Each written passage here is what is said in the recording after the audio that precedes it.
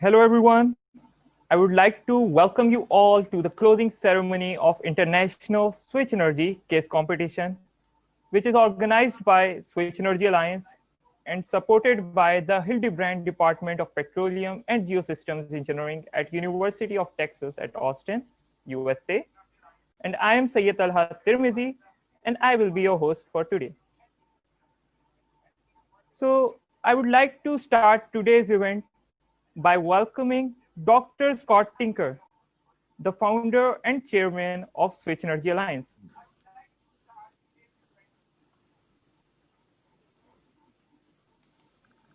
Thank you, Tala.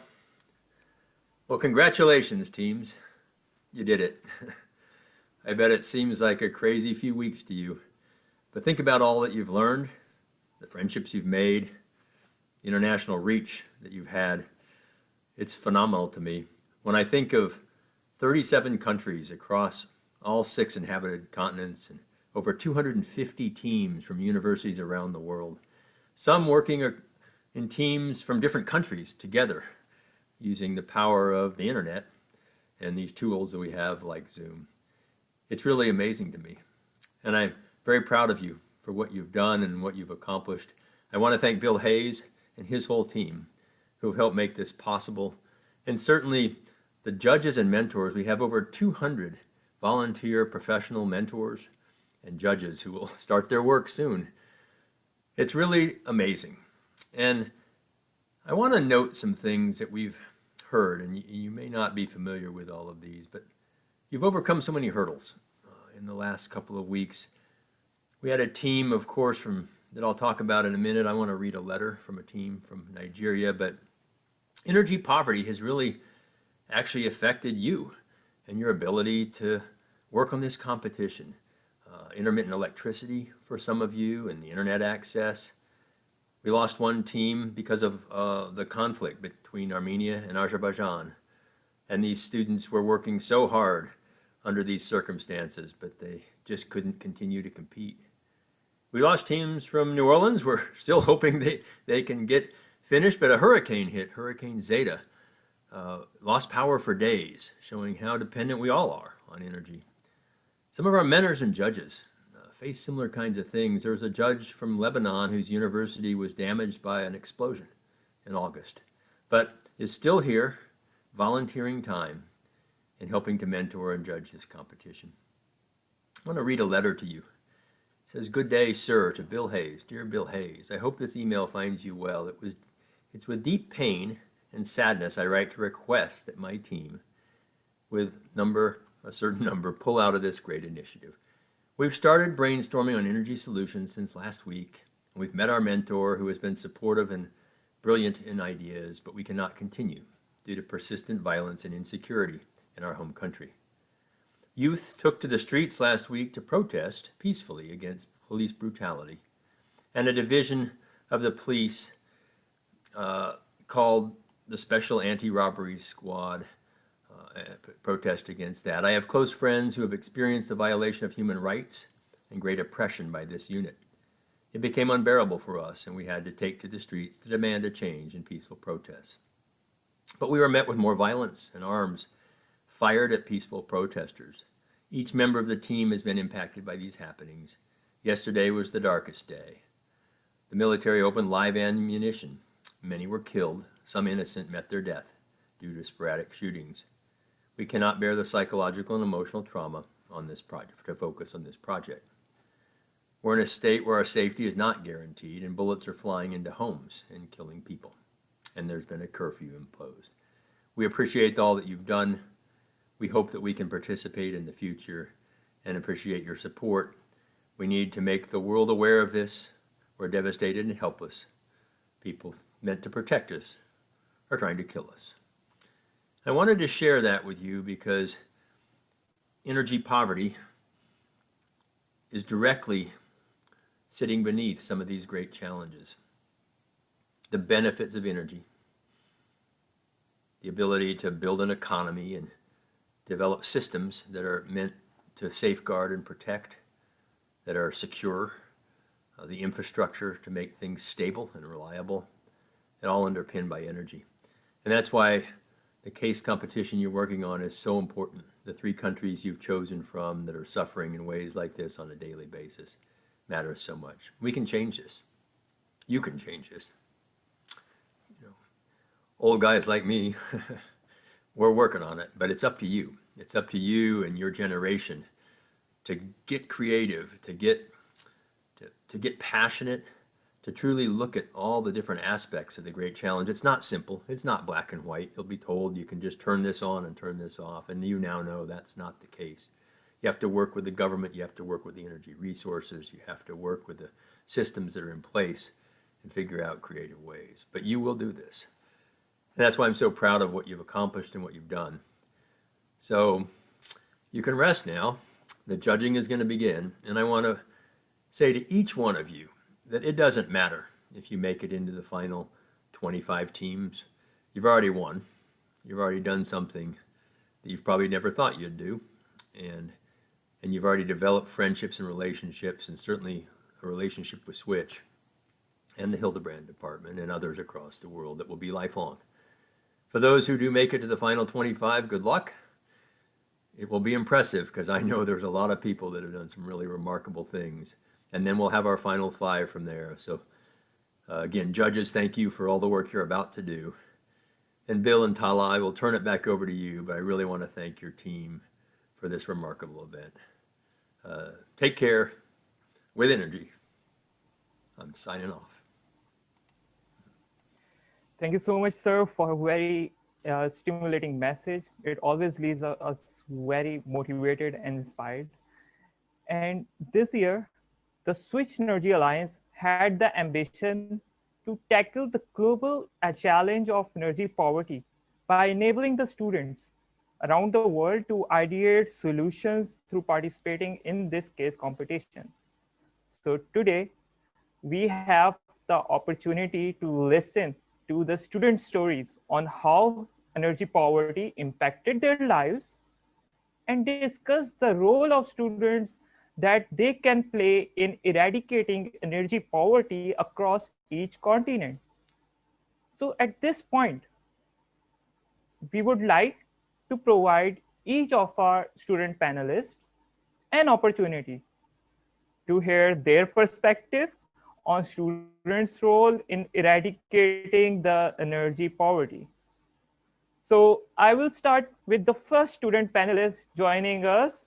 We have Mr. Adifarati Olorantoba from the China University of Petroleum in Beijing, China.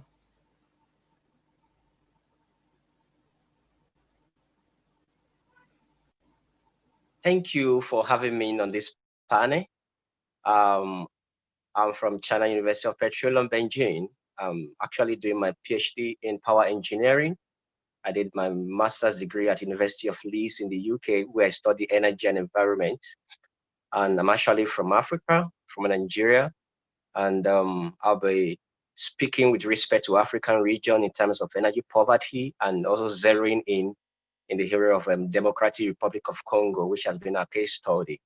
To someone on the planet Earth, 2 days of absolute blackout is unthinkable. Perhaps maybe a week without, of total blackout is not existent.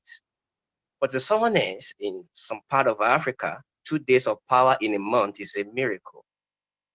Having spent 2 years each in different continents in this part of the world, I'm a living witness to these two scenarios. Over 600 million people do not have any access to electricity in Africa, and almost about 800 million people still depend on the traditional solid biomass for cooking. So lack of access to clean cooking has resulted into a lot of health issues.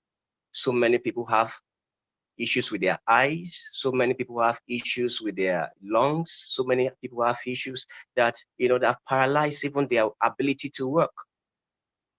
And more disheartening is the fact that more than 70% of people who live in sub-Saharan countries, southern part of Africa. Thank you so much, Arifurati. And I do agree that energy poverty is not just the matter of energy access, but it also a matter of human well-being and human health also. And next we have Vibha Pandey from the Guru Gobind Singh Indraprastha University in India.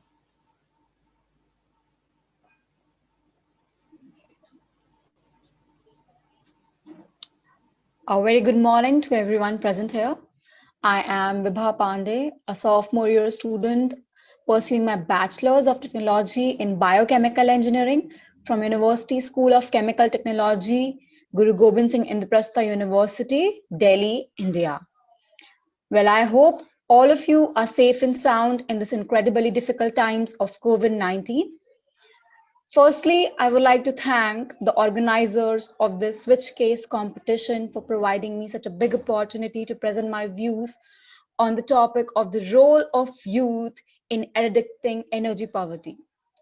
Well, according to my opinion, that ending poverty and ensuring sustainability is one of the biggest defining challenges of our time.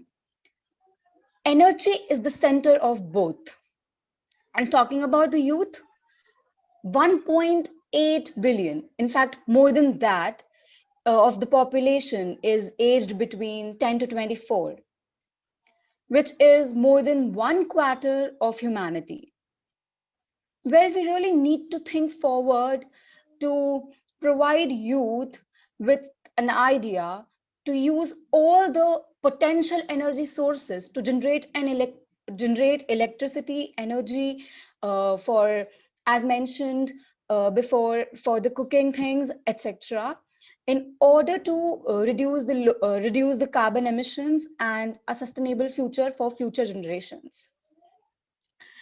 Well, I think that for this particular thing, we have to keep in mind that for the growth of economy of a country, energy is a very important source, uh, a very basic input, because many activities like generation, production, and consumption requires energy as a basic input. And many economic analysts also believe that growth of energy is directly proportional to the overall growth of GDP of a particular country. And talking about the potential of youth, well, right now, well, I was about to say something else, but after hearing Mr. Scott, I think that it is the youth who can understand that we really need to use the potential energy resources and the energy that we have with us in the direction to combat some problem faced by the developing countries, instead of using it uh, in wars like these. It would be more beneficial. And also we really need, also the youth of developing nations need platform like these competitions, where they can put forward their solution, and they can be skilled and empowered in order to generate electricity in small scales. And uh, they could be I should say, will be self independent and self sufficient in order to combat the energy requirements. Well, I think that the approach that should be followed in order to uh, eradicate energy poverty should be that youth should not be considered as the victim of energy poverty. Instead, they should be treated as the agent of change. This should be the mentality with which they should be grown. And at last, without taking much of your time, I would like to conclude myself that I, Vibha, one among the youth, would like to request to use the already generated energy and electricity in a right and in a sustainable manner, and also to provide platforms to developing countries to put forward their ideas and help them grow. Thank you.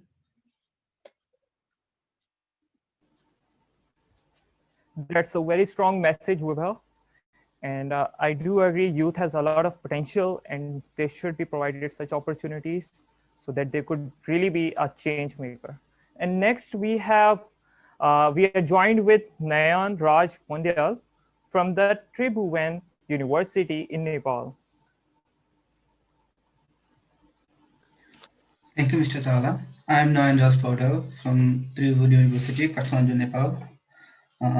Our country is a landlocked country, so and we don't have much other resources of energy.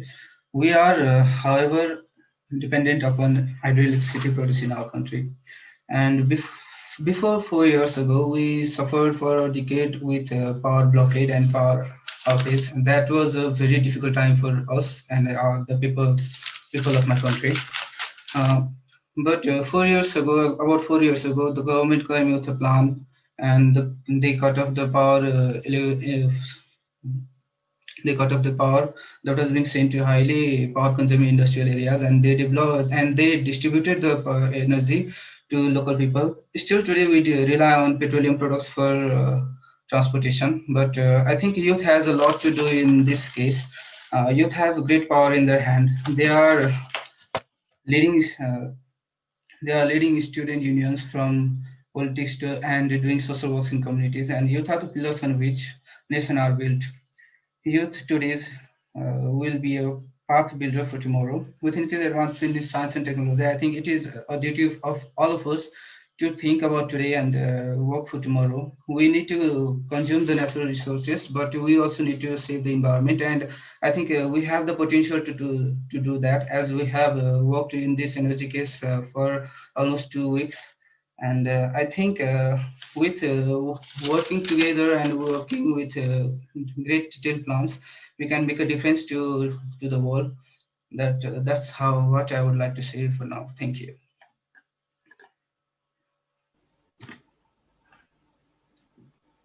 Thank you, Nayan, for your message.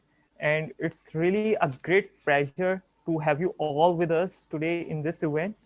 And now that we have heard your perspective on students' role in eradicating energy poverty, I would like to ask each of you few questions. So, starting off with the first question, I hope, as per your messages also, like we all understand that energy poverty impacts everything, all aspects of life. So how do you see this in your society?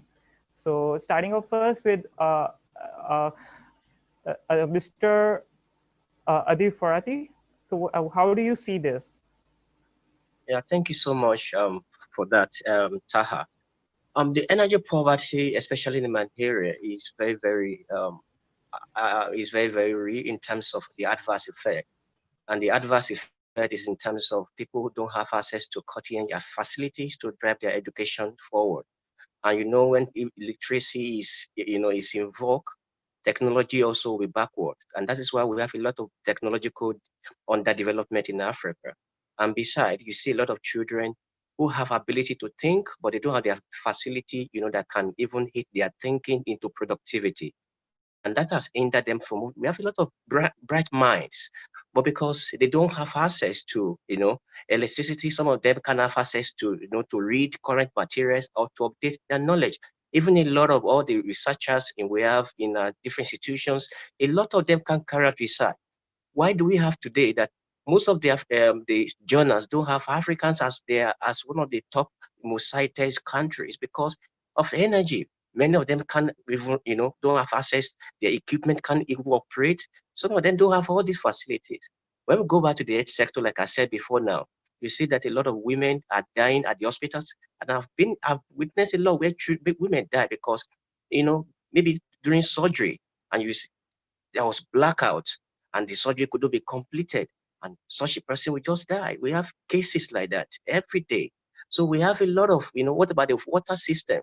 So a lot of the waters are polluted and they don't have borehole, and borehole, some of these just need some energy to drive them. So we have a lot of the energy sector too, like I said, the economic is down. Why? Because the economic activity has to be driven by energy. And once there is no energy, that's why you see that there is no Africa that is top 10 in the world economies. Why? Because there's no energy to drive any economic activities. So even when we go back and check the living standard of people, is very down. Not because they don't have the ability to work, not because they're not willing to change the scenario, but they don't have all the takes, because energy is just all this, just the normal definition of energy, ability to do work. So it means that if you lack the ability, there is no work. And if you don't have work, it means that there is no result. So in my environment, it tells on the children, it tells on the youth, and it tells on the adults. So the economic need to be revamped. The education sector need to be revamped, but the core that need to be addressed is the issue of the energy. So it reflects on everything that the nation and all the other nations in Africa actually do.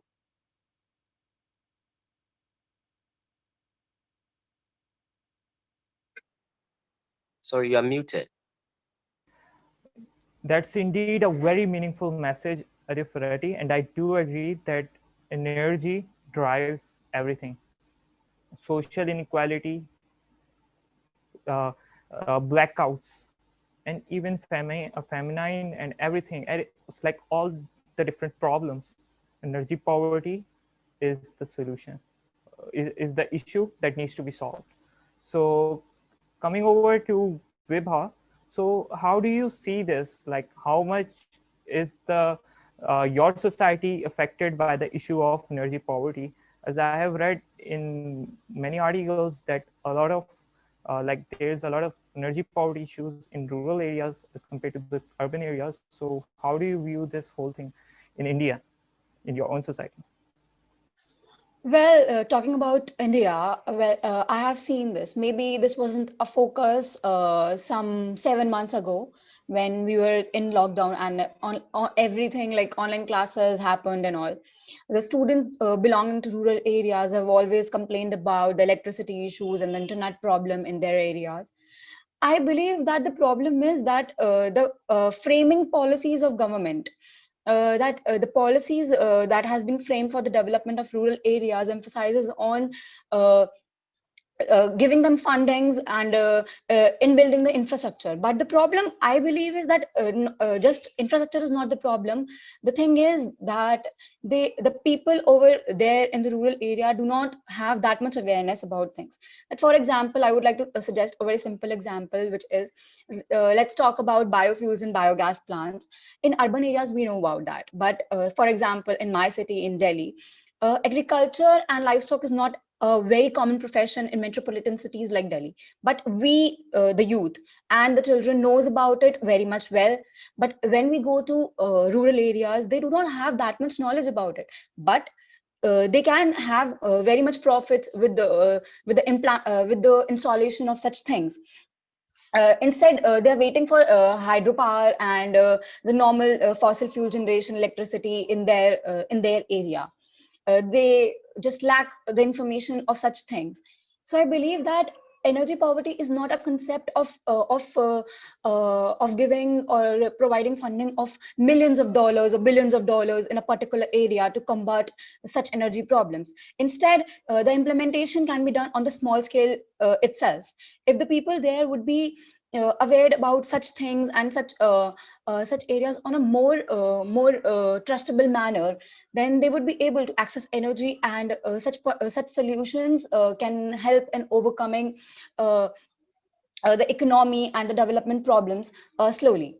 Because everything starts with the mass. We cannot start with the top things. So I think small steps always help you to cover the big path. So this is my approach for the rural area, that they should start working in a direction where they can have the access to small energy generation ideas. So this is what I think.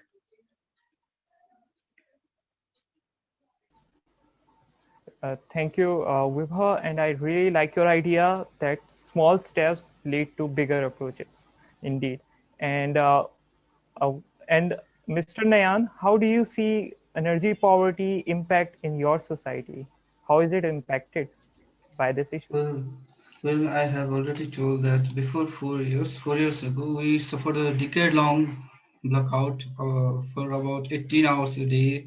And after the new policies came, we students have benefited a lot, and we can study in LED lights, and we I think we have less problems of eye-related eye problems. And I personally think that if people don't know about what energy is, what energy poverty is, we cannot do anything to, we cannot do almost everything to help them overcome the energy crisis. So the first step we should do is aware the people, and not only government, not only local bodies, but we students also can do that. We can make a group, just like we are forming a group here to help solve energy crisis of some of the places. We can form a group, go to the places and help the local people there, help the local children there, help local students there know about the energy problem, energy crisis, and help solve them.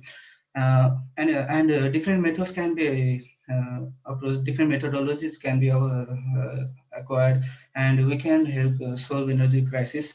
Here we, in my society, I think we used to manage for our energy problems. Some people had solar panels when there was no electric supply. Some people also turned to firewood, biomass, but firewood and biomass has been mostly used in the rural areas, but in urban areas, the energy problem seems quite solved. Now, almost 93% of the people have electric connection, and the literacy rate is below 70%. So I think we need to aware people. We need to make people awake, and we should work together to help solve the energy crisis. Thank you.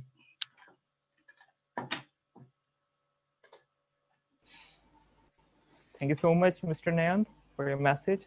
And I'm really fascinated to know that students, youth is so much aware about the current energy poverty issue.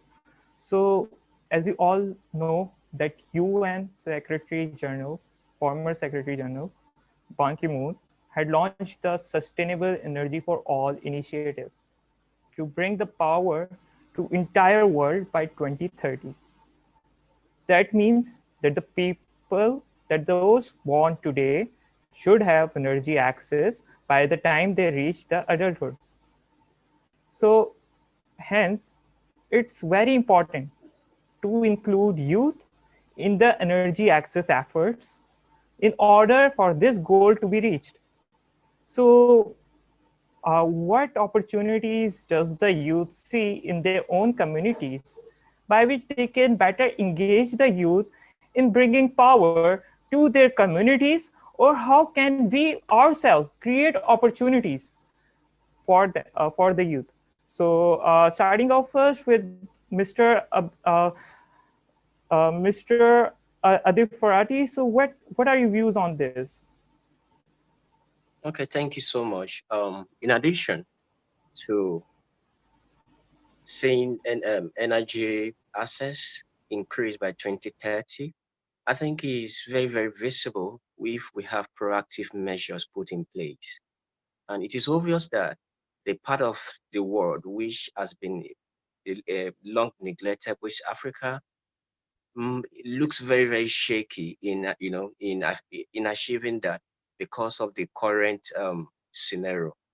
But I think that the youths have the potential to drive this change if they are being empowered. And looking at the potentials of the youth, they are very, very aware. They have this self-awareness of the environment, and that has not been the approach before now.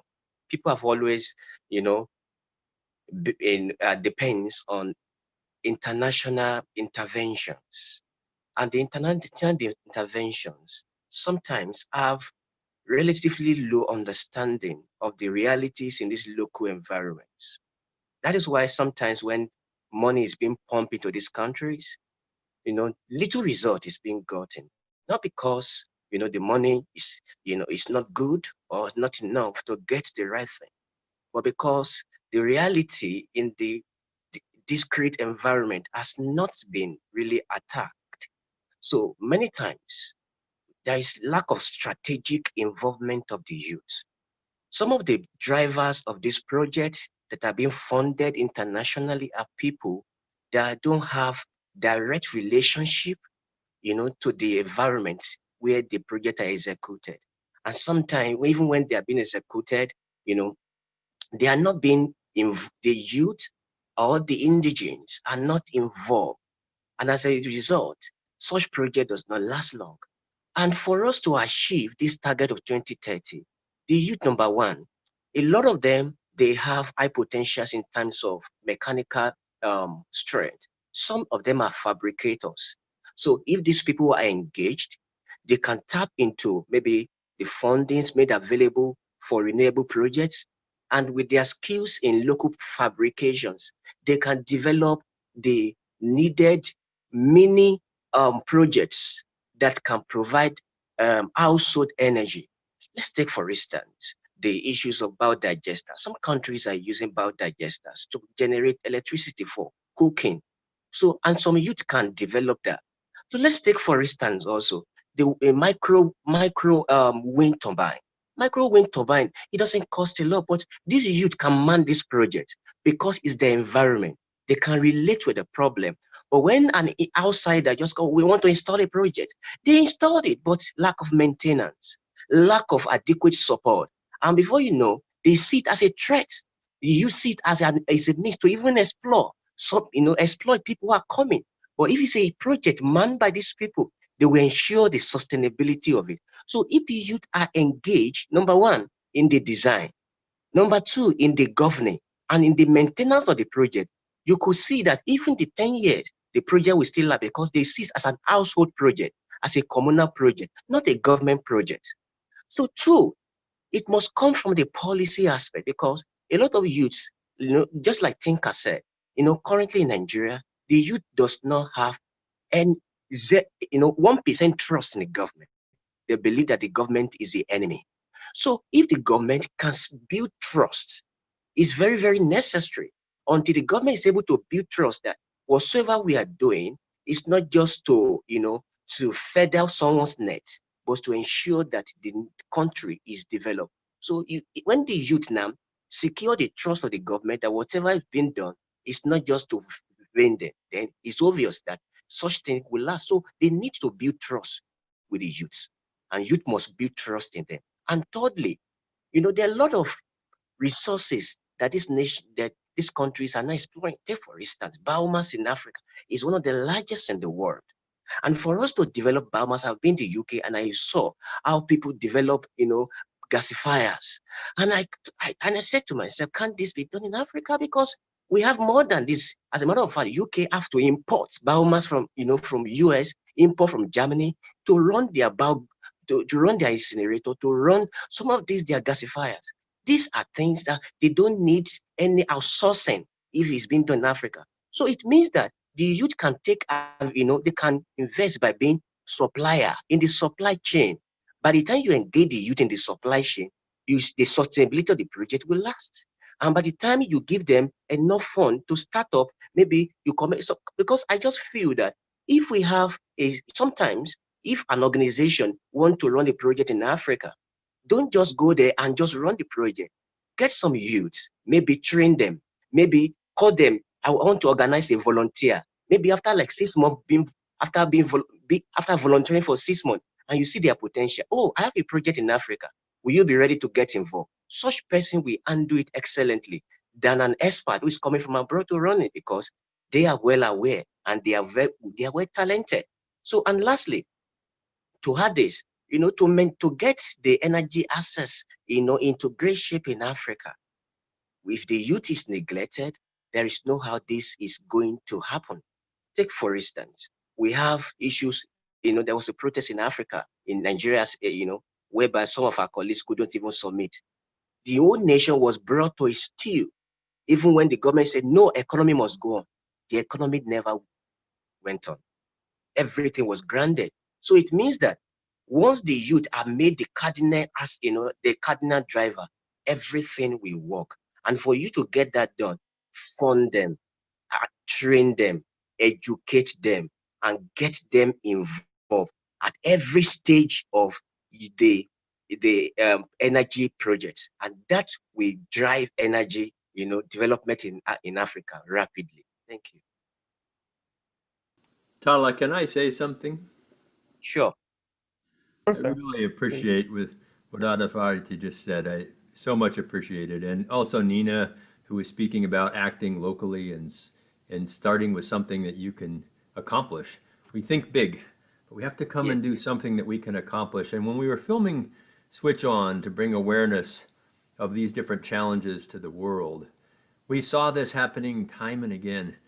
It was successful where the local community, both the leaders and young people, got involved. Not when it was aid and not a gift, because then you would leave and something would fail, the system would fail.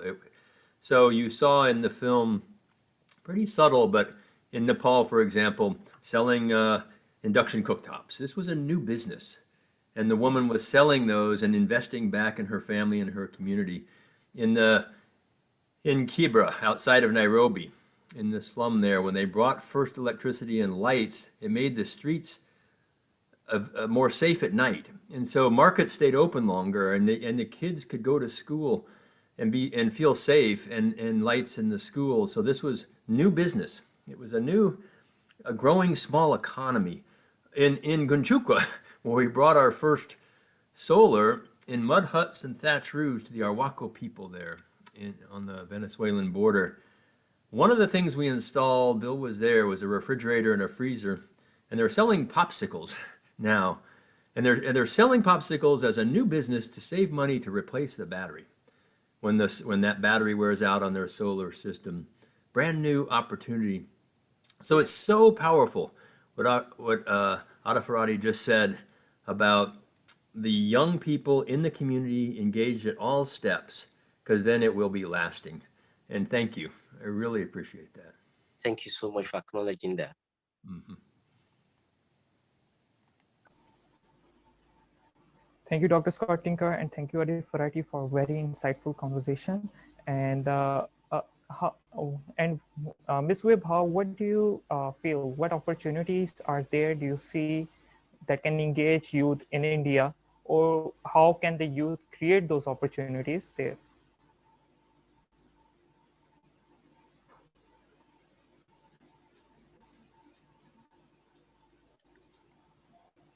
Ms. Wibba, are you there? Yes, I'm there. Well, I think that the opportunities that can be created by youth for the development of India as a whole, especially in the economic aspect, I believe that it is not always necessary for example, I just want to change it, that many of the students in India are into engineering, like a lot, but they are graduating as an engineer, but not using their potential up to the level, and uh, doing the sightful thing that they should do. So I believe that in India, there are many things that are available. For example, India has a great potential for solar electricity generation, and as much as I know, up till 2016, there were approximately 207 million people in India who does not have access to energy. But it is said that with the plan of making India a potential generator of solar electricity, this figure can be overcome very shortly.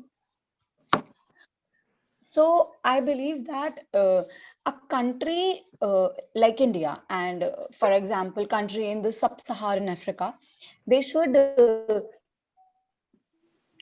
start using some small inventions which are not that expensive in order to increase their small profits, because only small profits will help them to reach that big target and combat this problem as a whole.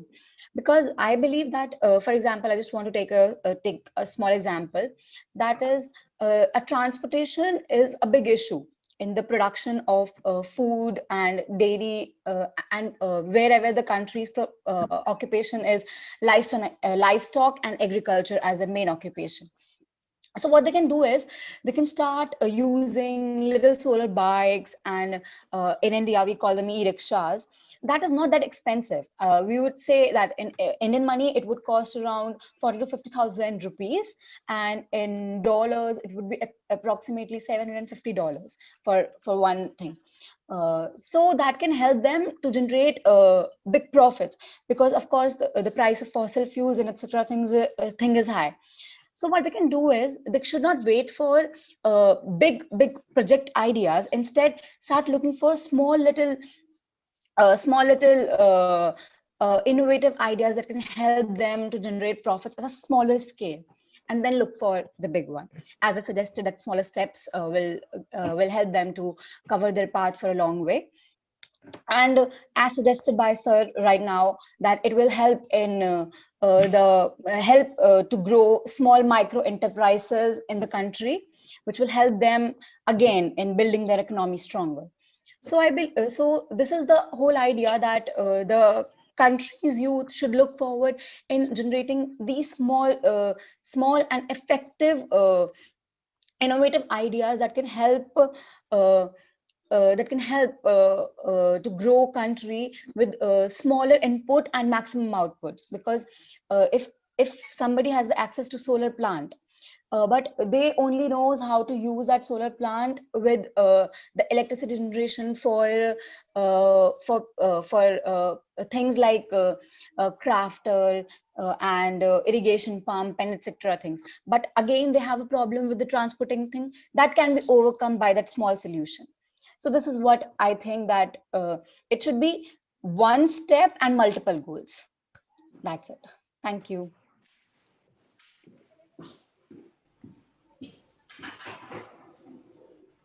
Thank you, Vidya.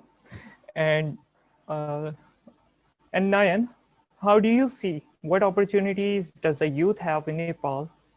Or if they don't have, how can they create those opportunities there? Thank you. I think economic stability is the key for any country to develop, and lots of Nepalese youth are abroad working or studying, and a lot of cultivable lands are left barren. Agriculture used to be our greatest source of income, and it still is. I think people who can return and must should return to country work on maintaining that capital through agriculture and trying other resources, as Ms. Biva and Mr. China, Adi Farate has already against said. all India. uh, as Ms. Viva and Mr. Adi Farate Yeah, has that's said, it. youth participation is very much important. And yes, Mr. and Dr. Scott also said that Nepalese people were selling induction cookers. That happened after 2015 earthquake, and that helped in managing almost and in managing most of the LPG gas problem in for Nepalese people. I think our country can may generate job scenarios for youth to come back and work together. And as I've already said, awareing and awakening can only help a country to fight its energy poverty solution, and we can create more job opportunities, and we can also import electric vehicles. We don't have any factories manufacturing vehicles, so we need to import electric vehicles to reduce fossil fuel consumption, and for that we need to maintain our economic stability. And solar power plant, yes, that was it was a project run in to provide solar power plants in rural areas some year ago, and that helped those places as well. And for today and tomorrow, we need to start with small projects and try to extract bigger achievements from them. Thank you.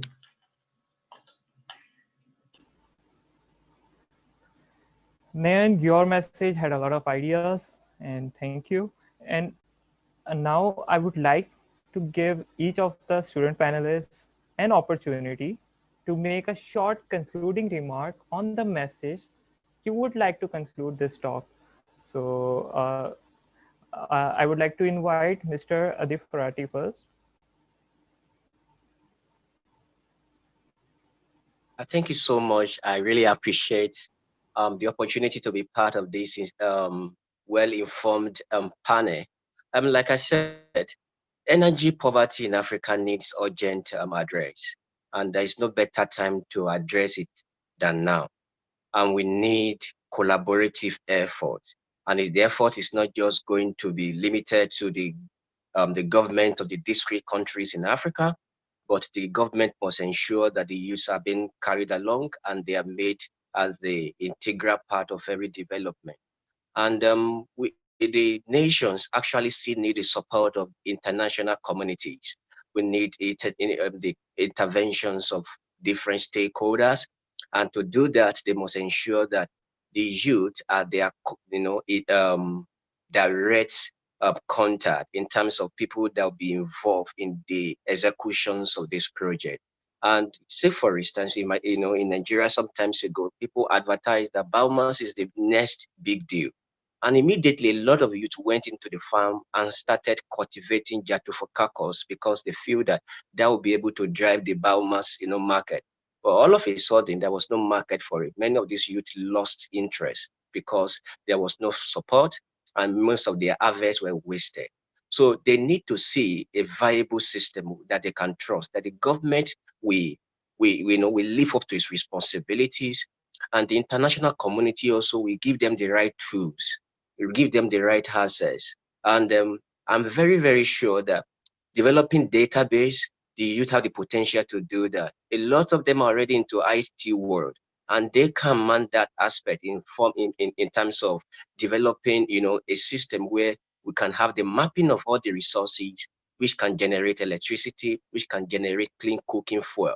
So this ought to be the focus. And as a matter of fact, the switch energy case, which is focusing on DR Congo, is very, very apt.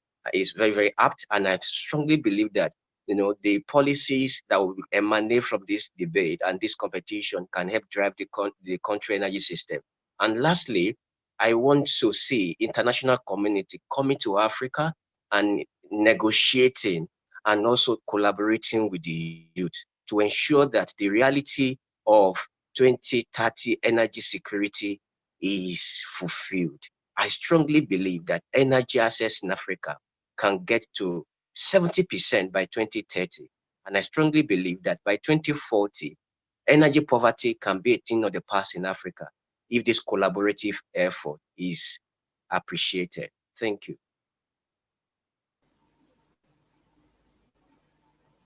Thank you, Adifrati, for a very energetic message. And definitely, Africa has lots of opportunities to offer. And now I wish to invite Vibha to present her concluding remarks.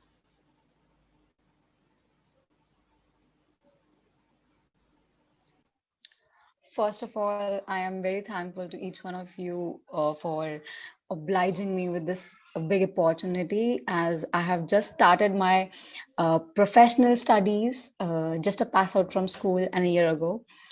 And I'm very happy to be in this the great panel. While doing this, while covering this way of finding a solution to the energy poverty problem of DRC Congo, as what we have opted, I came to know that it is not always important to invest a lot of money in projects. It is sometimes the problem with the policies that has been made by the government, which is not able to produce the expected results out of it. It is not always the money that is needed in order to develop. It is some ideas which are needed.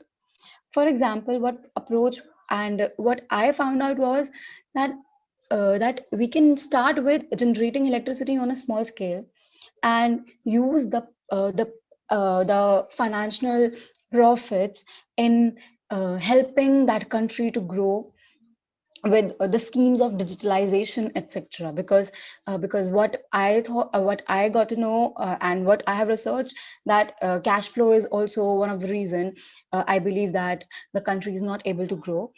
Of course, that is because they do not have access to electricity and energy. That is why digitalization is not possible in there. But whatever, these two things should work on a simultaneous basis, so that that digitalization, etc., could help them to get awareness and to help them get skilled about what is happening in other countries as an innovative solutions, uh, or a new invention which is not that costly and what can help them to generate bigger profits.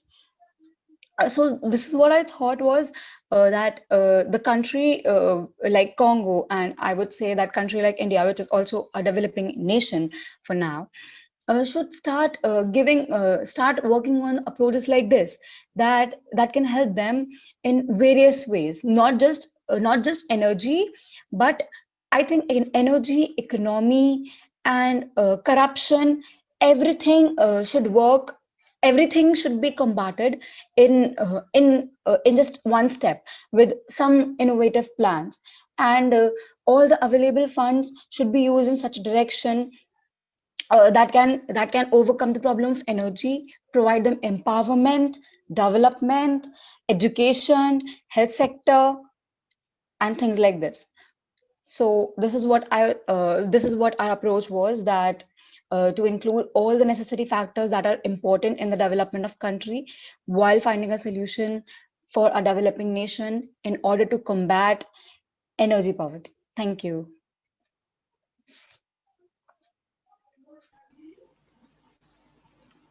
Thank you, Vibha.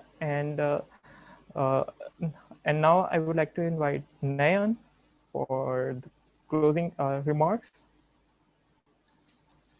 Thank you. This was a great opportunity for me, and it was the very first opportunity for me to collaborate with an international personnel. And I think I owe a lot to the International Switch Energy Alliance for giving me this opportunity. And with a history of very disturbed politics, we finally have a stable government, and this government is making lots of plans and policies for economic and energy sustainability in the country. Still, I think we need to focus on small scales. As yes, we selected Haiti for our energy case presentation, and what connected Haiti with me is the history of their government, and how the people of Haiti are so much poor and backwarded than their neighboring country. And I think that connection made us choose Haiti to work on. And from there, we developed a plan for Haiti, like using small solar panels and using biomass, which are locally available. And in my country also, in our country also, biomass is locally available. Solar power plant can be installed with a little investment, which is a very good approach towards adding a small aid to energy solution. And as I have already said earlier, economic stability is most important. If we cannot provide the fund, and if we cannot monetary uh, aid with monetary, we cannot solve a lot of problem of our country. So economic stability and starting with small projects will help our country and other developing nations also to aid and fight their energy crisis problem. Thank you.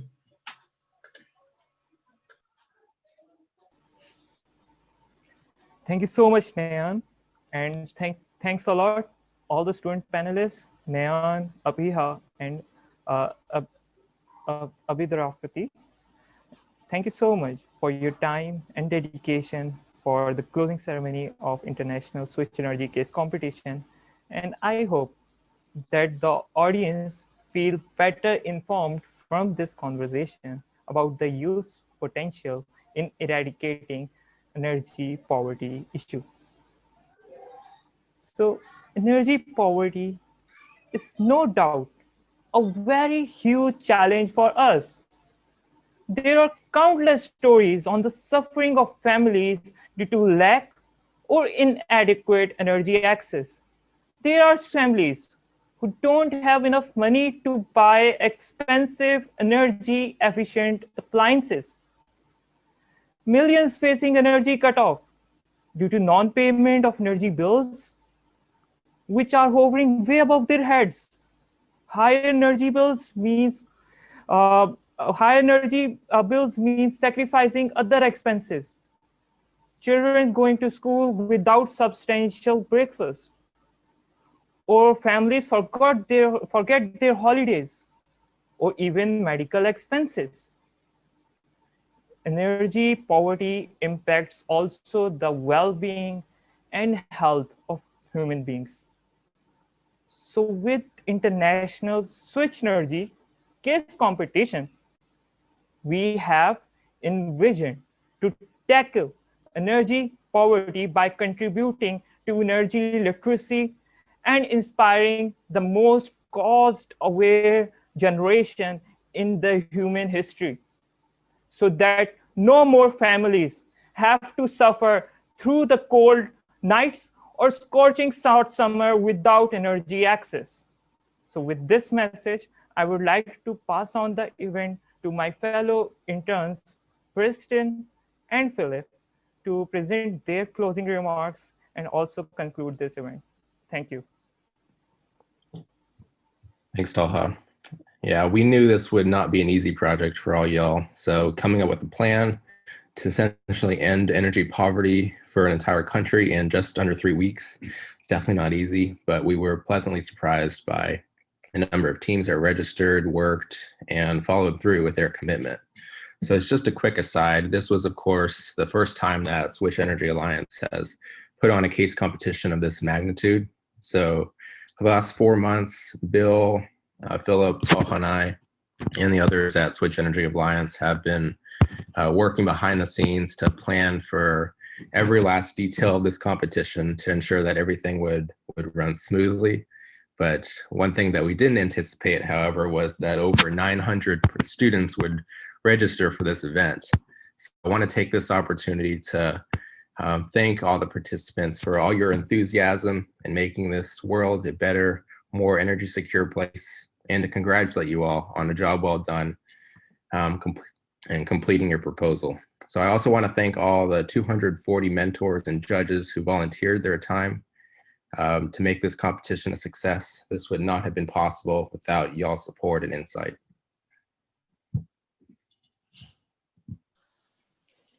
Thank you, Preston, and everyone. We hope this has been a really enjoyable and transformative experience for both the participants, volunteers, everyone involved. And we want to get everyone's feedback about the competition. So we'll be sending out a short survey in the coming days for students and mentors. And we ask all of y'all to complete it so we can get all of your suggestions and comments and implement your suggestions in future years of this competition, which I really hope does live on in the future. And while this marks the end of the road for most of you, you've done an incredible job participating and submitting your proposals to this point. If you don't move on from here, don't let it discourage you. Everyone has gained a lot from the experience. You've connected with mentors around the world. You will forever have the support of the students and people you've met and the Switch Energy Alliance as well. So use what you've learned. Really implement your solutions and your ideas in your own countries and in your own future endeavors. And make others that have not been a part of the competition aware of what you've done and the things that you've learned about energy poverty and its importance.